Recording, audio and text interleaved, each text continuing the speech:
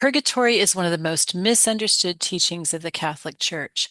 Some imagine it as a second chance or a mere spiritual waiting room, but the Church is clear. Purgatory exists because God is both perfectly merciful and perfectly just.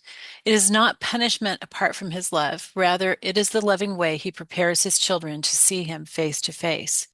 The Catechism of the Catholic Church teaches that all who die in God's grace and friendship, but still imperfectly purified, undergo purification to achieve the holiness necessary to enter the joy of heaven.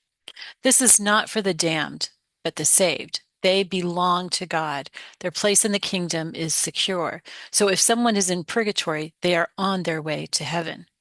Yet Scripture reminds us that nothing unclean shall enter heaven, Revelation 21:27. Even the smallest trace of selfishness, pride, or sin would wound the perfect love and beauty of the beatific vision. So in purgatory, our souls are purified, every blemish removed, until love in us is complete. The saints have spoken honestly. Purgatory can be painful because letting go of sin is painful. In this life, we experience how deeply sin grips us, how our attachments resist surrender. The Catechism acknowledges that this purification is entirely different from the punishment of the damned, but it's still real. It is love burning away everything that keeps us from loving God with our whole heart.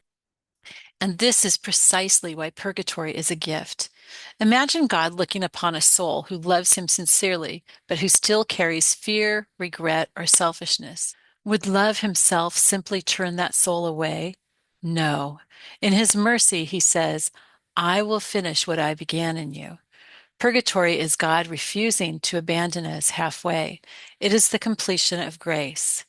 St. Catherine of Genoa wrote that the souls in purgatory experience profound peace because they see God's will being fulfilled in them. Every moment brings them closer to the embrace they desire more than anything.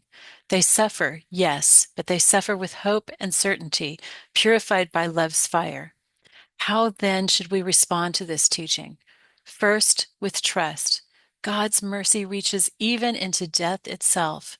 Second, with love for the holy souls, praying, offering sacrifices, and celebrating masses for them.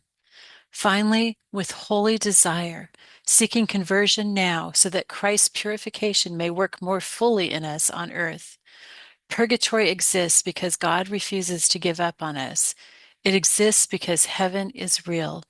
It exists because love wants us perfect so that joy may be eternal and complete.